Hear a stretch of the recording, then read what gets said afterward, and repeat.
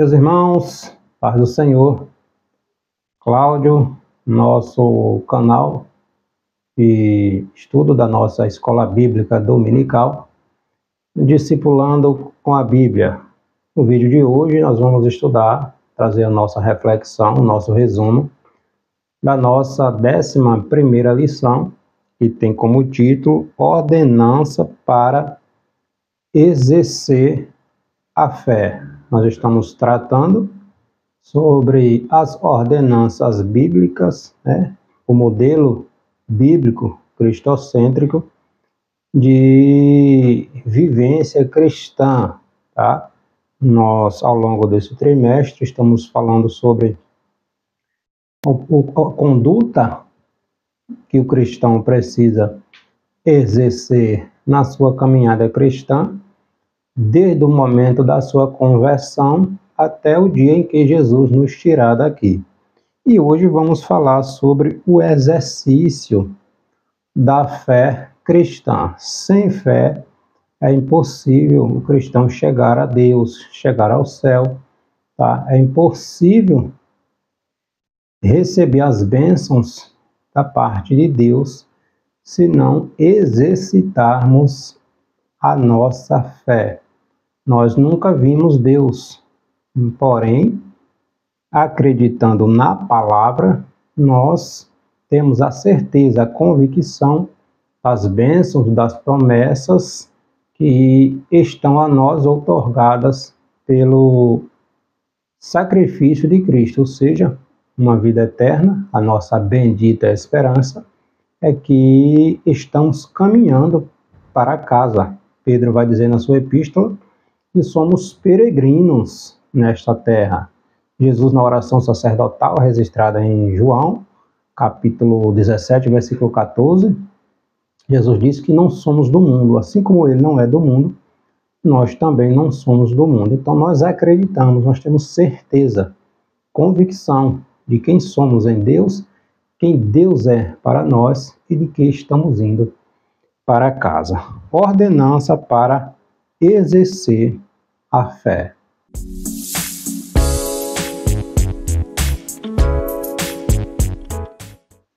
Esse é o título dessa nossa 11ª lição. Nosso texto áureo está aqui no capítulo 11, versículo 1 da carta aos Hebreus, está dizendo: ora, a fé é o firme fundamento das coisas que se espera e a prova das coisas que se não veem. Verdade aplicada, a jornada do discípulo de Cristo baseia-se na fé e se dirige pela fé em Cristo, conforme a palavra de Deus. Na fé e pela fé.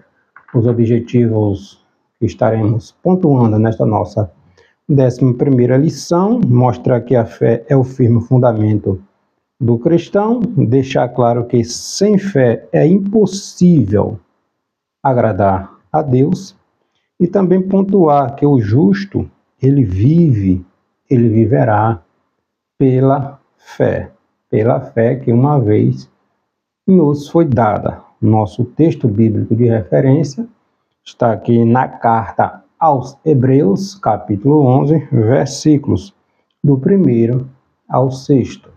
Está nos dizendo assim: ora, a fé é o firme fundamento das coisas que se esperam e a prova das coisas que se não veem, porque por ela os antigos alcançaram testemunho. Pela fé, entendemos que os mundos, pela palavra de Deus, foram criados, de maneira que aquilo que se vê não foi feito do que é aparente.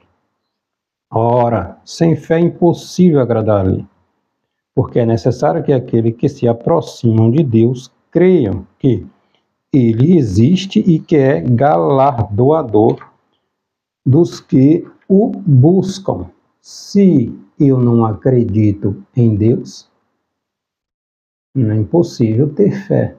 É impossível acreditar na vida eterna, na vida após a morte, em paraíso, em cidade celestial, em Nova Jerusalém, em novos céus, em nova terra, se eu não acreditar nas promessas que Deus deixou escrito na sua palavra. nas Sagradas Escrituras.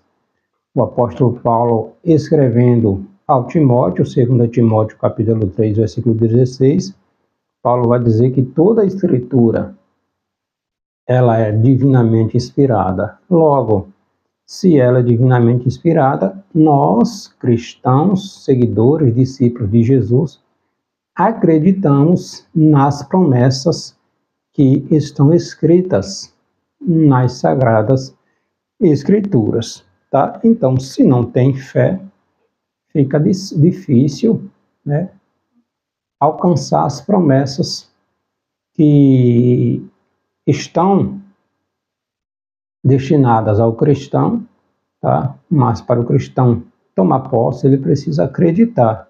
Porque se não acreditamos no sacrifício de Cristo, se não acreditamos na ressurreição de Cristo, fica impossível chegar a Deus, ok? Primeiro tópico da nossa lição: a fé é o firme fundamento do cristão. Conhecendo os tipos de fé, empecilhos à fé, aprendendo com os heróis da fé. Então, a fé é o firme fundamento, é a certeza das coisas que esperamos, tá? Não está em nossas mãos neste exato momento, mas nós temos certeza, convicção de que é nossa. Não tomamos posse, não estamos com elas ainda, mas temos certeza, temos convicção. Então, a palavra fé no grego é pits, que quer dizer convicção de algo. Crer no Antigo Testamento, o termo no hebraico é emuná. Está lá em 2 Crônicas, capítulo 19, versículo 9. Também no livro do profeta Abacuque, capítulo 2, versículo 4.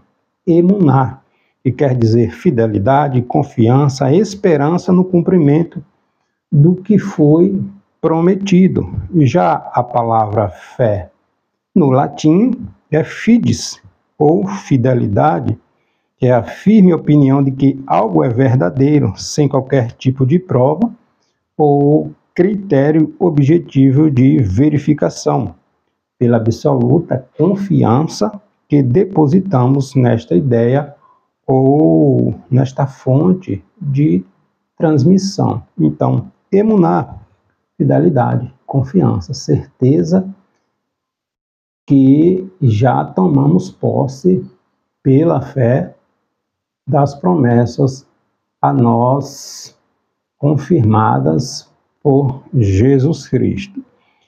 Conhecendo os tipos de fé, existe mais de uma? Será? A palavra de Deus, a Bíblia Sagrada, nos relata a fé salvífica, ou seja, a salvação, Efésios capítulo 2, versículo 8, tá? Que é uma dádiva de Deus produzida pela sua palavra para a pessoa que crê em Jesus Cristo como o enviado de Deus para nos salvar dos nossos pecados. Esta é a fé salvífica, que nos traz salvação. Existe a fé espiritual, que é a fé do dom espiritual, quando Paulo está relatando lá em 1 Coríntios, capítulo 12, versículo 9, né? Dom espiritual, a fé. E existe a fé natural, que são as evidências, né? Que é possuída por todo homem, né? Como resultado da observação da natureza, estamos vendo, é a fé baseada em evidências. E tem também a fé como fruto do Espírito, Gálatas capítulo 5, versículo 22, e tem um significado de fidelidade, de confiabilidade. Então, a fé é imprescindível em nosso relacionamento com Deus, tá? A fé cristã não se baseia no que vemos, naquilo que estamos enxergando, mas no que cremos. É por esse motivo que a fé é tão importante para nós. Então, Hebreus 11, versículo 6. Ora, sem fé é impossível agradar-lhe, porque é necessário que aquele que se aproxima de Deus creia que ele existe. Como é que eu vou me aproximar de Deus se eu não acredito que Ele existe? Tá? Então, o cristão ele precisa exercitar uma comunhão com Deus, uma aproximação de Deus, conhecer a sua palavra. Todo aquele que abre o seu coração para Deus, existem pessoas, testemunhos verídicos de pessoas que não acreditavam em Deus, mas a partir de uma reflexão, de uma oração, pedindo que se esse Deus que os cristãos pregam verdadeiramente existe, que ele trabalhe no coração. Então essas pessoas se debruçam a estudar a Bíblia Sagrada de uma forma crítica, ansiando ter esse encontro com Deus, e Deus se revela através da sua palavra a estas pessoas. Porém, é necessário que esta pessoa deseje ser encontrada por Deus, deseje ter um relacionamento com Deus, tá? E quais são os empecilhos à fé? São N's. Existem vários empecilhos para que o homem exerça a sua fé em Deus. A vida pecaminosa, uma vida pecaminosa desenfreada, é uma delas. Na carta aos Hebreus, capítulo 1, a partir do versículo 18, Paulo está descrevendo, ali inspirado pelo Espírito Santo, que por causa da incredulidade, da dureza do coração, da insensibilidade para com as coisas espirituais, Deus entregou estas pessoas a seus próprios deleites, às suas próprias paixões. Então, uma mente cauterizada, uma vida desenfreada no pecado, se torna um dos muitos empecilhos para o exercício da fé, né? A falta também do temor a Deus. E temor a Deus não quer dizer ter medo de Deus, mas dar-lhe glória, reverenciá-lo, honrá-lo como Senhor. Confiança na capacidade intelectual apenas é um dos empecilhos para o exercício da fé. Tá? Aí entra o chamado racionalismo, o humanismo, o ateísmo, tá? O materialismo. Pessoas que acreditam no racionalismo, colocam o homem como o centro de tudo, como a razão de tudo, e esquecem ou ignoram a existência de um Deus supremo, de um Deus criador. Existe também a confiança no poderio financeiro, apenas nos bens materiais, no materialismo, né? E a busca da ostentação dos bens materiais, que ignora de que tudo provém de Deus, tudo é de Deus, tá? A confiança também em recursos humanos, desinteresse pelas coisas espirituais, coração endurecido, educação proposital da mente, para que não creia na existência de um Deus, de um mundo espiritual, negligência, desobediência à palavra de Deus, são N situações que levam o homem ao endurecimento espiritual, a desacreditar de que existe um Deus, de que somos criaturas, de que um dia temos que prestar contas ao nosso Deus, tá? Então nós precisamos aprender com os exemplos bíblicos, os heróis da fé, Hebreus capítulo 11, capítulo 12, vem discorrendo aqui sobre o exercício da fé. Os heróis da fé eram pessoas normais, sujeitas às mesmas paixões que nós. É o que Tiago vai dizer lá na sua epístola, capítulo 5, versículo 17, falando a respeito de Elias. Que Elias, sujeito às mesmas paixões que nós, orou e sobre a sua palavra, né, firmada ali em concordância com a palavra de Deus, ficou mais de 3 anos sem chover. Tá? Então nós aprendemos com estes homens, o que tornou homens como Moisés, como Abraão, como Noé, como Elias, entre outros tantos, diferenciados, chamados heróis da fé. A fidelidade deles em Deus, a confiança deles em Deus, a dedicação a Deus, a entrega de suas vidas ao Senhor. E Deus honrou a fé destes homens. Tá? Então são exemplos de homens, de mulheres de Deus, e fizeram a diferença na sua geração, no seu tempo. Deus honrou a fé destes homens, destas mulheres, que fizeram a diferença no seu tempo, tá? Sujeito às mesmas paixões, às mesmas dificuldades, os mesmos problemas, cada um de nós passamos. Entretanto, se colocaram na brecha, né, no serviço, na mão de Deus, e Deus usou estes homens, estas mulheres, na sua geração, e fizeram uma grande diferença, tá? O segundo tópico da lição: sem fé é impossível agradar a Deus. A fé quebra os obstáculos e abre portas. A manifestação da fé gera atitudes. A fé é produzida e pode ser acrescentada. Então, pela fé que recebemos a nossa salvação. Só recebemos a nossa salvação porque nós acreditamos. Jesus deixou a sua glória, encarnou, nasceu, né, cresceu, iniciou seu ministério, pregou, evangelizou, ensinou, curou, né, ressuscitou, morreu, como estava escrito, né, ressuscitou e foi para o céu nos preparar lugar. Nos enviou seu Espírito Santo e nos comissionou a dar prosseguimento na missão de Deus, que é evangelizar o mundo, pregar, testemunhar da salvação. Então é pela fé que recebemos a salvação. Nós somos justificados pela fé para obter a paz com Deus por meio do seu Filho, nosso Senhor, Jesus Cristo. A vida do discípulo de Cristo, ela é regida pela fé da qual Jesus é o autor. Entende que se não acreditar nas promessas, nos testemunhos, nas profecias bíblicas, nada adianta?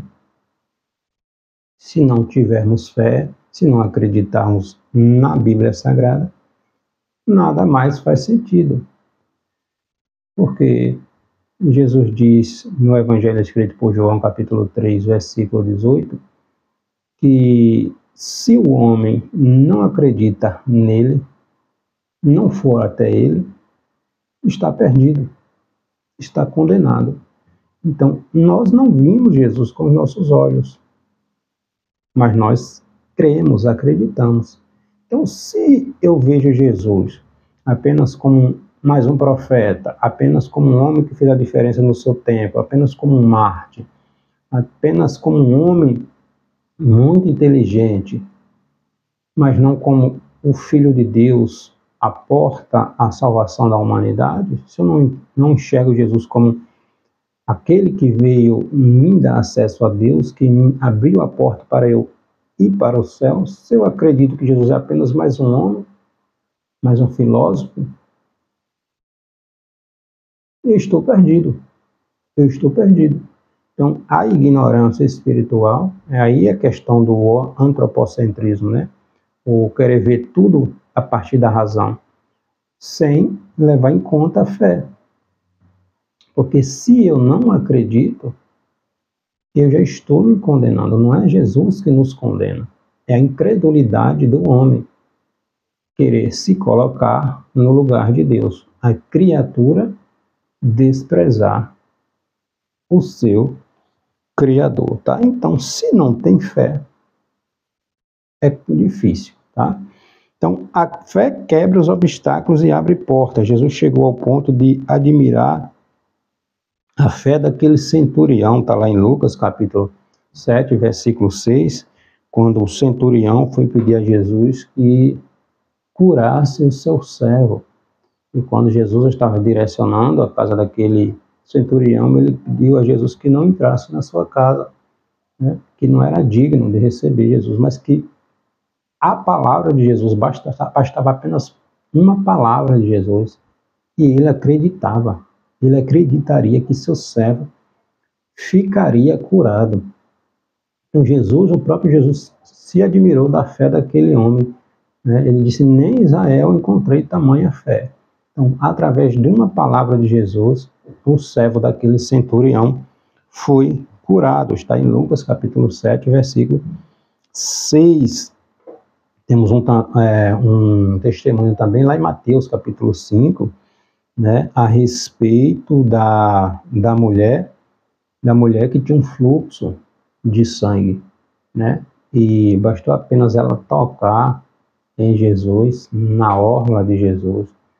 É uma mulher que era desprezada pela sociedade, era considerada uma mulher impura, né, durante muito tempo ela tinha esse fluxo de sangue e não estancava, era corriqueiro na sua vida. Então, diante de um ato de fé, uma atitude, ela acreditou, né? Chegou ali, pegou apenas no manto, tocou no manto, né? Na orla da veste de Jesus e ficou curada. Então, uma atitude de fé. Jairo também, está lá em Marcos, capítulo 5, Jairo, um dos principais ali da sinagoga, vendo Jesus, prostrou diante de Jesus, pedindo que Jesus curasse, né, a sua filha que estava moribunda. Né? Sua filha acabou vindo a óbito e Jairo prostrou-se diante de Jesus, acreditando que Jesus poderia ressuscitar a sua filha. Isso é fé. Isso é fé. E Jesus foi até a casa de Jairo e a fé de Jairo levou Jesus a ressuscitar a sua filha. E Marcos também vai descrever a respeito daqueles cegos, né? Cego ali de Jericó, e ele ouvindo Jesus passar, né? A multidão mandando ele calar, ele era cego, tantos empecilhos para que ele chegasse diante de Jesus. Mas quando ele ouviu que Jesus estava passando, ele gritava cada vez mais: Jesus, filho de Davi, tem misericórdia de mim, olha eu aqui, eu acredito. E a atitude daquele cego diante das oposições, dos obstáculos, né? Ele aproveitou a oportunidade, talvez a única oportunidade que ele tivera. E quanto mais alto ele gritava, isso chamou a atenção de Jesus. Tá? E ele recebeu a sua bênção. Por quê? Porque ele teve fé, ele acreditou. A oportunidade que ele tinha, ele usou e recebeu a sua bênção. Tá? Então a fé leva as pessoas a se posicionar a respeito de uma coisa que ainda não existe. Acredita, mesmo não existindo. Toma posse, mesmo não vendo com seus olhos. Isso é fé, entende? Então a fé não se manifesta, a fé que não se manifesta por meio de obras, Tiago vai dizer também que ela se torna inútil, que ela se torna morta. Ou seja, eu preciso acreditar, mas eu preciso agir em direção a. Por exemplo, se a pessoa quer passar num concurso, ora a Deus para passar no concurso, mas não se inscreve, não estuda para tal, se torna morta.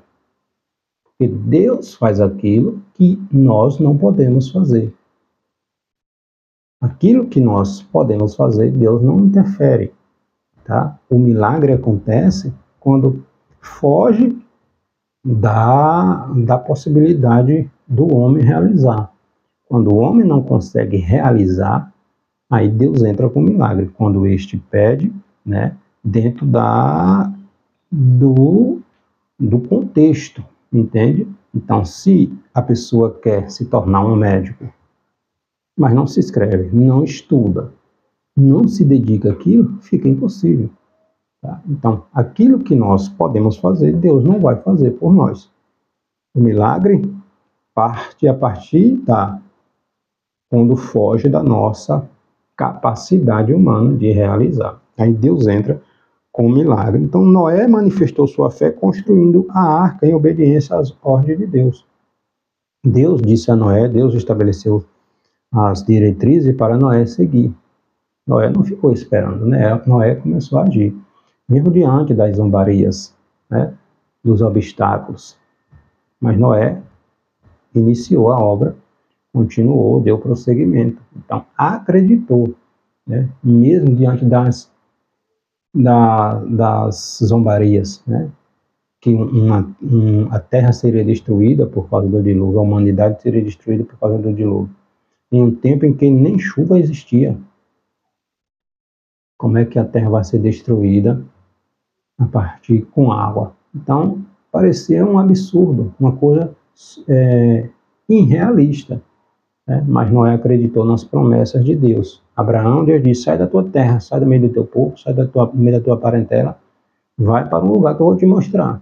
Então, Abraão acreditou na promessa e seguiu, começou a caminhar. E Deus ia dando a direção a Abraão. Quando Deus chama Abraão e diz para que Abraão levasse seu filho para o sacrifício, seu único filho, uma promessa que Deus tinha feito a Abraão, Deus realiza a promessa.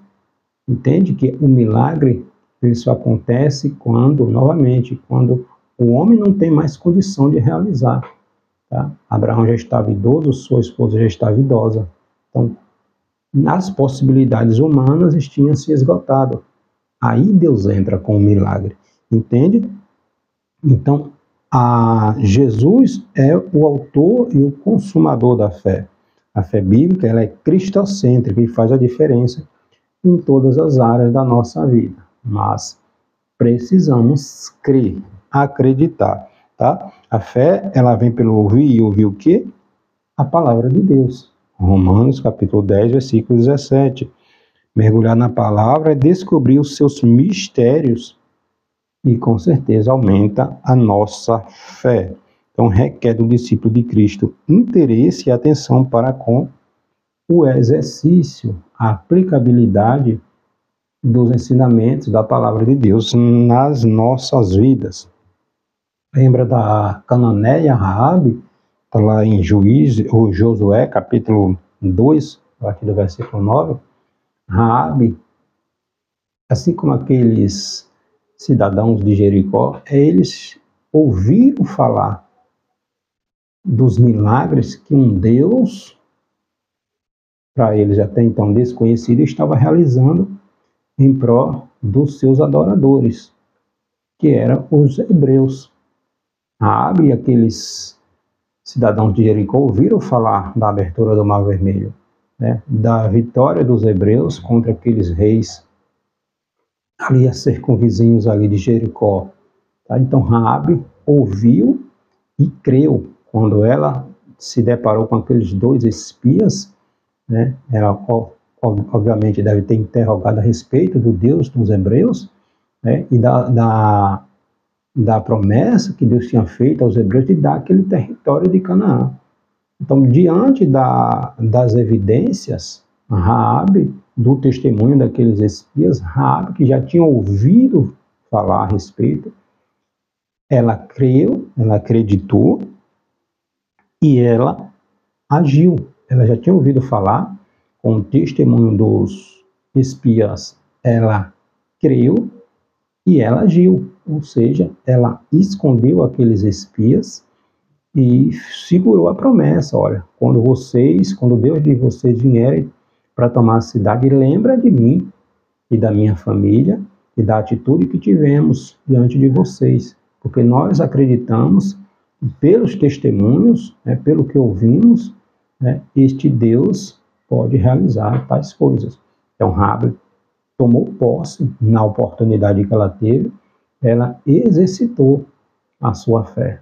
E esta atitude de Raabe trouxe livramento para ela, para a sua família, e algo mais extraordinário ainda, Raabe entrou na genealogia de Jesus. Tá? Raabe e Salmo deram à luz a Boaz. Tá? Boaz também casou-se com uma moabita, Ruth, e tiveram a Obed que foi o pai de Jessé que foi o pai do rei Davi. Entende? Então, o exercício da fé, ela está alinhado com a aplicabilidade dos ensinamentos da palavra de Deus, tá? Em Lucas, capítulo 17, versículos 5 e 6, os discípulos chegam a Jesus e dizem: Senhor, Mestre, aumenta, acrescenta a nossa fé.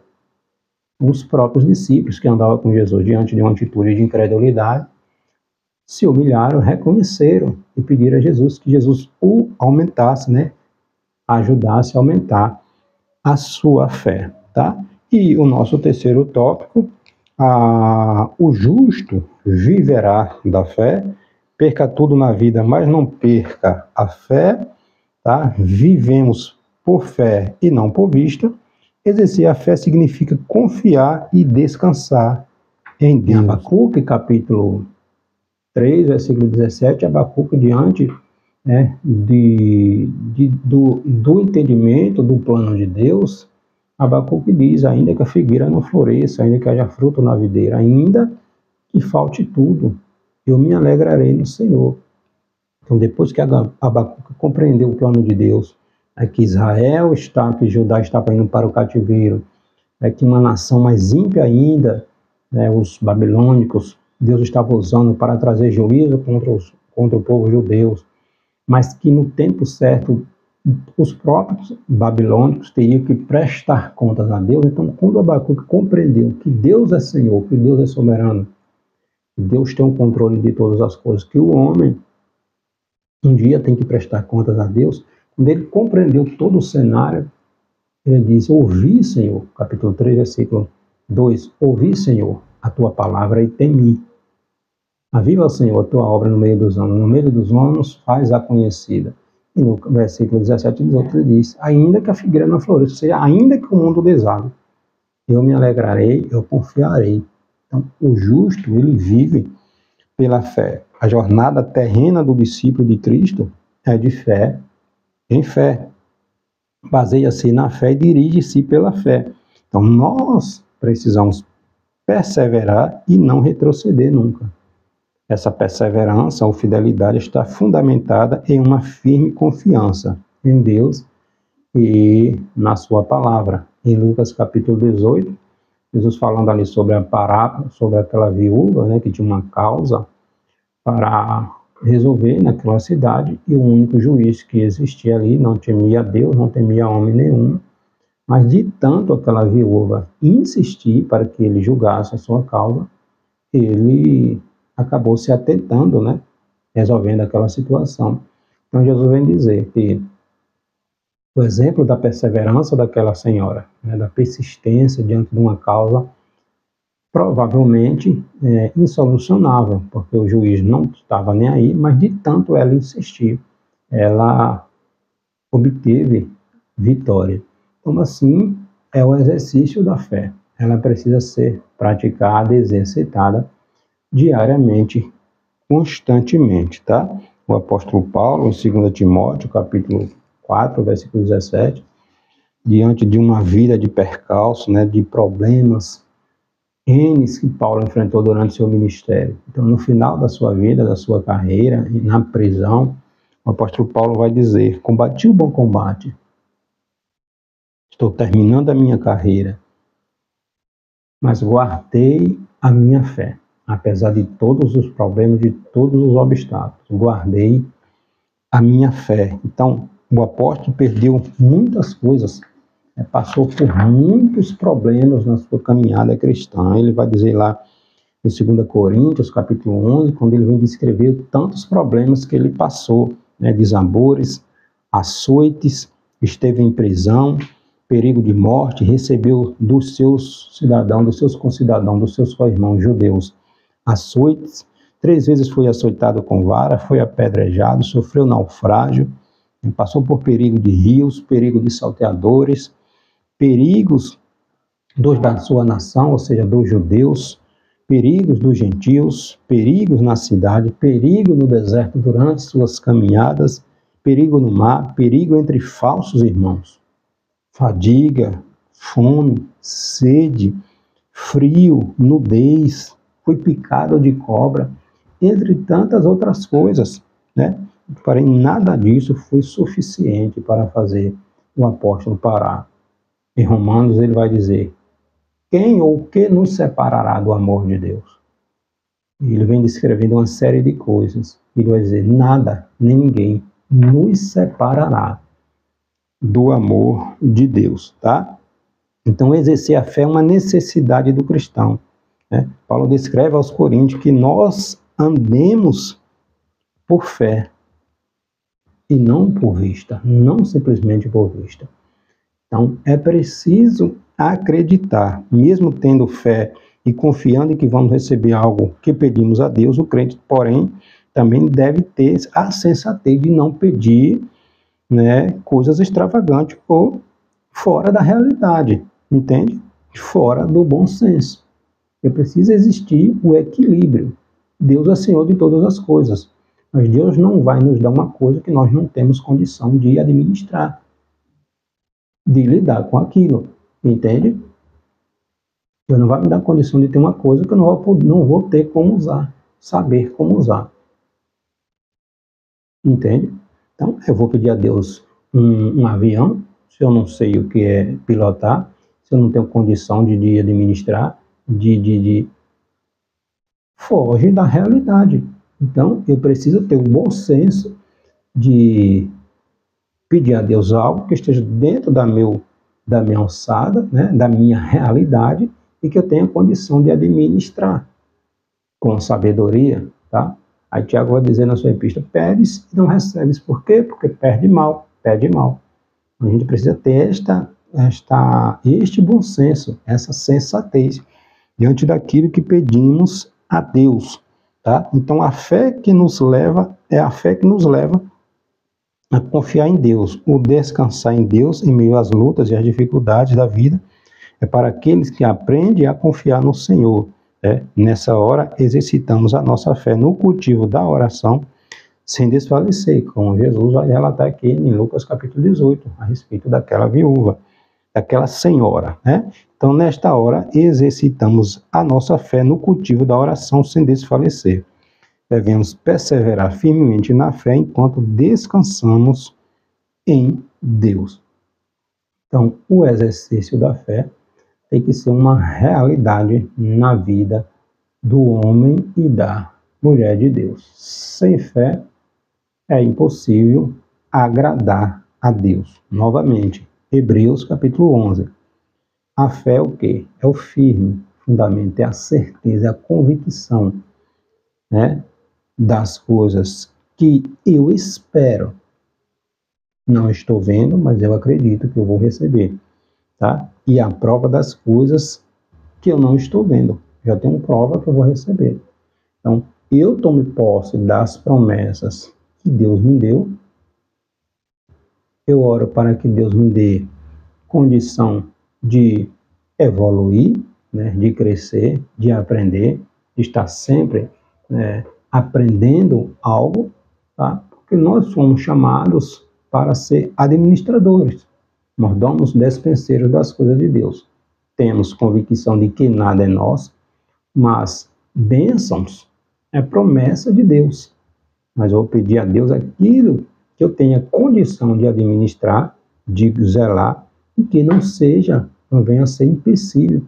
É o problema para a minha comunhão, para a minha intimidade, para a minha salvação.